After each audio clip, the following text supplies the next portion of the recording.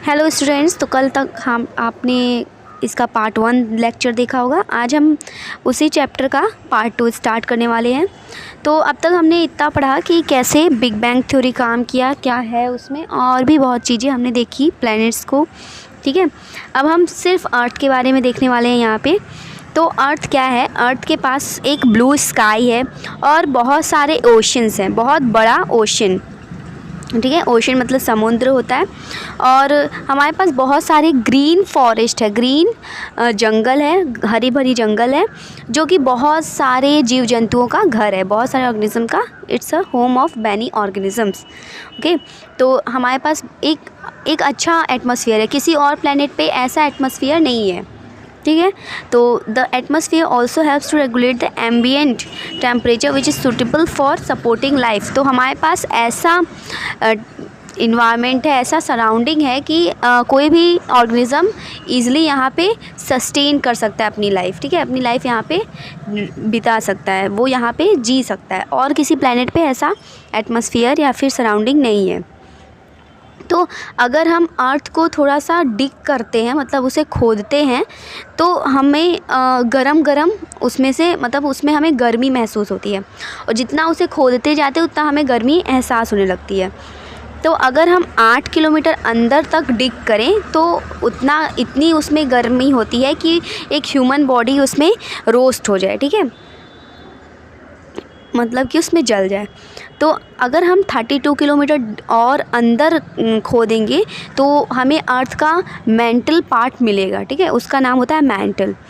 तो वो बना होता है बहुत कड़े पत्थरों से, बहुत ज़्यादा हार्ड पत्थरों से बना होता है। और जो हमारा अर्थ का सेंटर होता है, जिसे हम लोग कोर भी कहते हैं, वो 6400 किलोमीटर अंदर है, अर्थ से अंदर है। और वहाँ पे टेम्परेचर जो है 5000 डिग्री सेल्सियस के अप्रॉक्स है।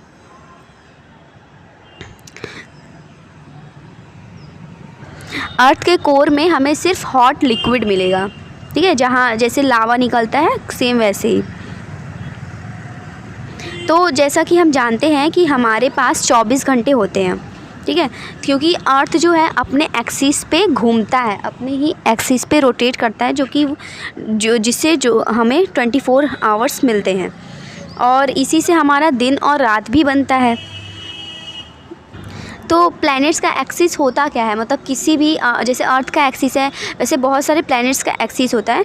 तो वो जो एक्सिस वो दिखता नहीं है, वो हमने मतलब एक तरीके से साइंटिस्ट ने मान कर रखा है कि वो इसी पॉइंट पे घूम के वापस से आएगा, तो जिससे दिन और रात या फिर जो है एक टाइम स्टार्ट होता है और एंड होता है। ठीक है, तो the earth not only rotate around its axis but also revolves around the sun. तो दिन तो अर्थ बनाता ही है खुद रोटेट करके, बाकी वो रिवॉल्व भी करता है, मतलब किसी के प्लैनेट के आगे पीछे मतलब घूमता है। तो प्लैनेट नहीं, हमारे सन के वो आगे पीछे रिवॉल्व करता है, जिससे कि एक ईयर बनता है। ठीक है, तो वो हमारे सन के ऑर्बिट में घूमता है, जिससे कि 365 डेज़ बनता है। और जो हमारा ऑर्बिट है वो मतलब कि जो हमारे सन का ऑर्बिट है वो और भी प्लैनेट्स को घूमने में हेल्प करता है। मतलब हमारे सन के अराउंड बहुत सारे ऑर्बिट हैं जिस पे और भी प्लैनेट्स रिवॉल्व करते रहते हैं। तो जैसे अर्थ सन को रिवॉल्व करता है उसके ऑर्बिट पे, वैसे ही मून भी हमारे अर्थ को रिवॉल्व करता है। ठीक है, तो वो कितने मतलब एक ऑर्बिट, मतलब वो जब जितना ऑर्बिट वो कंप्लीट करता है वो बनाता है 27.33 डेज़, सॉरी। तो जब ये हमारा मून एक राउंड कंप्लीट करता है तो वो 27.33 डेज़ बनाता है। ठीक है, अर्थ को वो रिवॉल्व करता है। तो मून जो आज है वो बिना पानी, हवा और लाइफ के है, वो बेजान है एकदम से, पर वो बहुत ज़्यादा सुंदर दिखता है। और हमारा अर्थ भी स्पेस से काफ़ी सुंदर दिखता है, कलरफुल दिखता है। सिर्फ एक हमारा ब्लू कलर का ज़्यादा ओशन है तो ब्लू दिखता है, और थोड़ा और पास आने पे ग्रीन और भी बहुत सारे कलर अब दिखते हैं। Earth the unique planet which sustains life. तो अर्थ एक ऐसा प्लैनेट है जहाँ पे लाइफ सस्टेन कर पाती है, जहाँ पे लाइफ रह पाती है, क्योंकि हमारे पास हवा है और पानी है, तो यही चीज़ लाइफ को सपोर्ट करने के लिए चाहिए होती है। ठीक है, अभी हम और भी 7 प्लैनेट्स के बारे में देखेंगे। तो सबसे छोटा प्लैनेट जो है वो है मरकरी, जिसको हम लोग बुधा भी कहते हैं। तो ये सबसे सन के पास में है और इसका टेम्परेचर जो होता है वो 427 डिग्री सेल्सियस होता है, क्योंकि ये सन के बहुत ही ज़्यादा करीब है।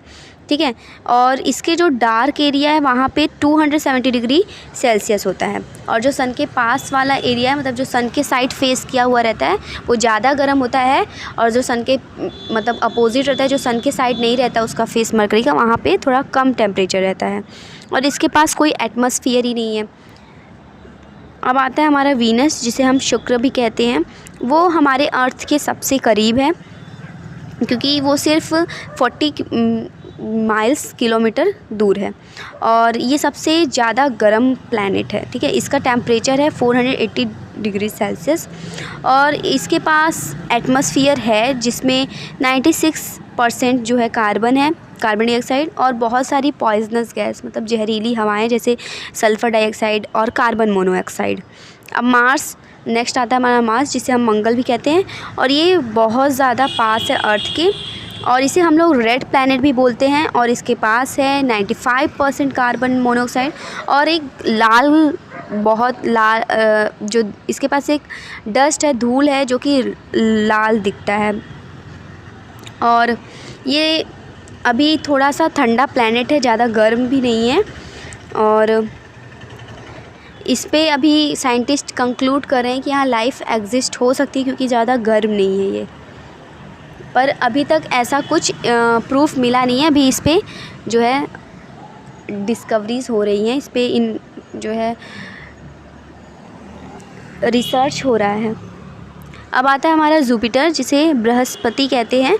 ये सबसे लार्जेस्ट प्लैनेट है सोलर सिस्टम में, और ये लगातार इसके जो है इसके पास एक मेन बहुत अच्छा चीज़ है कि इसके पास ना एक ऐसा गैस है, बॉल है, जो मतलब एक गैस वाला बॉल है जो लगातार इसके चारों ओर स्पिन करता है, मतलब लगातार इसके चक्कर लगाता है, और उसमें उस गैस में सिर्फ अमोनिया है, कोई सॉलिड चीज़ नहीं है उसमें, सिर्फ अमोनिया गैस है। उसके बाद नेक्स्ट आता है सैटर्न, जिसे हम लोग शनि भी कहते हैं। इसके पास गैसेस होती है, इसके पास एटमॉस्फेयर भी है। ठीक है, इसके पास है ज़्यादा से ज़्यादा हाइड्रोजन और हीलियम, और 90% तो इसके पास नाइट्रोजन है, और टेम्परेचर है -184 डिग्री सेल्सियस, मतलब यहाँ काफ़ी ज़्यादा ठंड है, और ये बना हुआ है हाइड्रोजन काइनाइड से, जो कि बहुत ज़्यादा पॉइजनस गैस है। ठीक है, और इसके पास भी एक रिंग है जो कि इसको चारों तरफ से घेरे हुए है। अब आता है हमारा यूरेनस, जिसे अरुण कहते हैं। ये सबसे ज़्यादा ठंडा प्लैनेट है, और ये हमारे 7th सोलर सिस्टम में आता है, मतलब इसका जो ऑर्डर है 7वें स्थान पे आता है, सन से ये 7वां प्लैनेट है। ठीक है, और यूरेनस एंड नेपच्यून जो है वो सबसे सोलर सिस्टम्स के सबसे बाहर वाले प्लैनेट है, मतलब कि ये सबसे आखिरी में आते हैं, और जो यूरेनस है वो काफ़ी ज़्यादा झुका हुआ है, जैसा कि आप यहाँ पे देख सकते हैं, यूरेनस काफ़ी ज़्यादा झुका हुआ है, टिल्टेड है।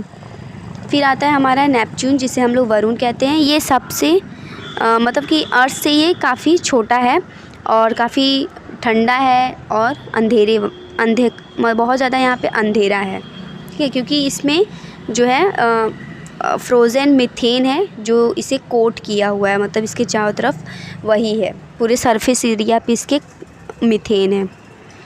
और अर्थ तो हम जानते हैं, यहाँ पे हम रहते हैं। ठीक है, तो साइंटिस्ट अभी तक नहीं पता लगा पाए हैं कि अर्थ के अलावा भी कोई ऐसा प्लैनेट है जहाँ पे लाइफ एग्जिस्ट कर सकती है।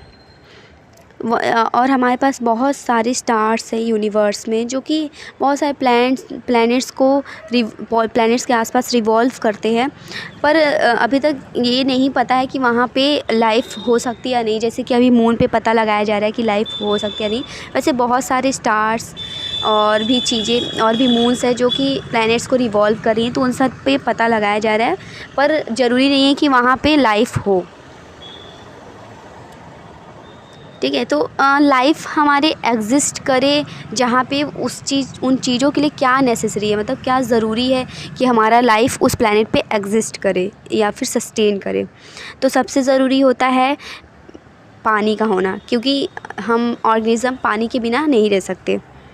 ठीक है, पानी काफ़ी ज़रूरी चीज़ होती है। तो जैसा कि हमने पहले बताया कि जब हमारा अर्थ बन रहा था तो वाटर वेपर हो रहा था, क्योंकि ठंडा गर्म दोनों मिक्स हो रहा, दोनों एटमॉस्फेयर था उस टाइम, तो उससे लिक्विड बन रहा था, तो वो वेपर बन के पानी बनने लगा। ठीक है, तो इससे बहुत सारे ओशंस बने, रिवर्स बने, फ्रेश वाटर बॉडीज़ भी बनी, और जो हमारा अर्थ है वो 3/4 जो है वाटर से ही ढक गया, इतना ज़्यादा वेपर बना था। उसके बाद वाटर जो है वो एक वाटर भी ऐसा पार्ट है जहाँ पे बहुत सारी लाइफ उसमें बनती है, मतलब कि उसमें मछलियाँ रहती हैं, बहुत सारी मेराइन लाइफ्स भी उसमें ज़िंदा होते हैं, पनपते हैं, बड़े होते हैं। तो वाटर भी बहुत सारे ऑर्गेनिज़म का घर है। तो हम जो लिविंग ऑर्गेनिज़म है हमें बहुत ज़्यादा वाटर की आवश्यकता है, मतलब कि 90% जो है हमारे सेल को वाटर चाहिए होता है बनने के लिए, तो इसलिए वाटर काफ़ी ज़्यादा ज़रूरी है।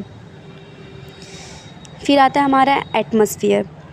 तो अर्थ में जो है सबसे पहले एक एटमॉस्फेयर ही बना था, गैस वगैरह हमारा एटमॉस्फेयर ही बनाता है, जिससे हम मतलब हम अपनी लाइफ सस्टेन कर पाते हैं। जैसे हो गया ऑक्सीजन, कार्बन डाइऑक्साइड, नाइट्रोजन, ये सब ज़रूरी गैसेस हैं जिनके होने से हम जिंदा हैं। तो हमारे अर्थ के एटमॉस्फेयर में नाइट्रोजन सबसे ज़्यादा है जो कि है 78%, फिर है हमारा ऑक्सीजन जो कि है 21%, और बहुत कम मात्रा में कार्बन डाइऑक्साइड है। फिर आता है हमारा वाटर वेपर, ओजोन, और बहुत सारी गैसेस जो कि बहुत कम दिखती हैं, जैसे एर्गॉन, नियॉन, ये सब। ठीक है, ऑक्सीजन सबसे ज़्यादा ज़रूरी है रेस्पिरेशन के लिए, मतलब सांस लेने के लिए, और वो हमारे फूड को भी ऑक्सीडाइज़ करता है, जिससे हमारा जो काम करने में जो एनर्जी यूज़ होती है वो हमें ऑक्सीजन के द्वारा ही मिलता है, क्योंकि वो हमारे खाने में जाता है, तो उससे हम एनर्जी मिलती है और हम कोई भी काम कर पाते हैं। तो जो ग्रीन प्लांट्स होते हैं उन्हें कार्बन डाइऑक्साइड चाहिए रहता है ज़िंदा होने के लिए, ज़िंदा रहने के लिए। ठीक है, और वो कार्बन डाइऑक्साइड फोटोसिंथेसिस के द्वारा प्राप्त करते हैं और हमें ऑक्सीजन देते हैं। अब आता है हमारा थर्ड, टेम्परेचर। तो ऑर्गेनिज़म या फिर हमें रहने के लिए टेम्परेचर सूटेबल टेम्परेचर की काफ़ी ज़्यादा आवश्यकता है, क्योंकि हम बहुत ज़्यादा ठंड वाली जगह में भी नहीं रह सकते और बहुत ज़्यादा गर्म की जगह भी नहीं रह सकते। तो अर्थ ही एक ऐसा टेम्परेचर वाला अच्छा एरिया, मतलब अच्छा प्लैनेट है जहाँ पे सूटेबल टेम्परेचर है। और आप मरकरी वगैरह ये सब में देख लीजिए तो कहीं बहुत ज़्यादा ठंड है और कहीं बहुत ज़्यादा गर्म है, क्योंकि अर्थ के पास जो टेम्परेचर है वो है 16 डिग्री सेल्सियस, जो कि काफ़ी ज़्यादा कंफर्टेबल है हमें सरवाइव करने के लिए। अब आता है फोर्थ, जो कि है buffering capacity of earth. Buffering यानी कि जो हमारा सॉइल का, जो हमारे अर्थ के सॉइल है उसमें पीएच अच्छा मेंटेन हो, ये काफ़ी अच्छी चीज़ है अर्थ में, क्योंकि अगर ये अच्छे से रहेगी तो हमारे जो सॉइल्स हैं उसमें मतलब कि उसमें और जैसे प्लांट्स वगैरह ग्रो कर सकते हैं अगर पीएच अच्छा होता है तो ये मेंटेन करके रखता है अर्थ, क्योंकि हमें अर्थ पे डायरेक्ट सनलाइट मिलती है और हमें एनर्जी मिलती रहती है। तो ये हमारे पीएच यानी हाइड्रोजन को मेंटेन करके अच्छे से रखता है सॉइल में, मतलब कम ज़्यादा नहीं हो सकता, कोई चीज़ ज़्यादा नहीं है, कोई चीज़ बहुत ज़्यादा कम नहीं है, तो इससे मेंटेन रहता है, बैलेंस्ड रहता है। ठीक है, उसके बाद आता है हमारा origin and evolution of life prior to the appearance of human beings. तो ह्यूमन बींग्स से पहले अर्थ कैसा था? कभी ना कभी तो ऐसा हुआ होगा जब ह्यूमन बींग्स अर्थ पे नहीं होंगे। तो उस वक्त हमारा जो अर्थ था वो लाइफ के लिए सही नहीं था, मतलब लाइफ के लिए कैपेबल नहीं था, उस पर लाइफ पनप नहीं सकती थी, कोई पैदा नहीं हो सकता था। तो उस समय क्या था ऐसा, तो उस समय बहुत ज़्यादा गैसेस थी, जैसे हो गया हमारा methane, ammonia, carbon dioxide, hydrogen और वाटर वेपर से बहुत ज़्यादा एटमॉस्फेयर भरा रहता था। ऑक्सीजन नहीं था, इस वजह से लाइफ नहीं थी। तो अब ये ऑक्सीजन कैसे आया वो हम इस बायोलॉजिकल इवोल्यूशन से देखेंगे। तो ये हम डायग्राम के थ्रू भी समझ सकते हैं, पर मैं इसे आपको एक्सप्लेन करती हूँ कि जब हमने पढ़ा था, जब अर्थ हमारा फॉर्म हुआ, तो जो स्टार्टिंग में जो हमारा अर्थ जब कूल हो रहा था, ठंडा हो रहा था, तो उसमें एक लिक्विड फॉर्म हुआ। तो इसकी वजह से हमारे जो अर्थ एटमॉस्फेयर, मतलब जो अर्थ के एटमॉस्फेयर में क्लाउड्स फॉर्म हुए, जिससे रेनिंग स्टार्ट हुआ। ठीक है, हमारे अर्थ पे रेन हुआ। तो उस जो वाटर वेपर हुआ ना, उससे जब रेन स्टार्ट हुआ क्लाउड्स के ज़रिए, तो उसमें क्योंकि वाटर H2O से बना था, तो उसमें ऑक्सीजन आ गया। तो इससे वाटर में जो है ऑर्गेनिज़म पैदा होने लगे। तो सबसे पहले जो हमारा ऑर्गेनिज़म आया वो था बैक्टीरिया। ठीक है, सबसे सिंपल और सबसे पहला ऑर्गेनिज़म था बैक्टीरिया। उसके बाद वो बैक्टीरिया जब थोड़े ज़्यादा एज के हो जाते थे या फिर मर जाते थे, एक जगह इकट्ठा हो जाते थे, तो वो फॉसिल्स बनाते थे। तो इससे हमारा जो है अर्थ के पास एक रॉक आया, फॉसिल्स रॉक। फिर उसके बाद 2 बिलियन के बाद, मतलब 2 बिलियन थोड़ा जब हुआ उसके पहले, तो हमारे पास बहुत सारे बैक्टीरिया, तरह तरह के बैक्टीरिया अर्थ पे रहने लगे थे।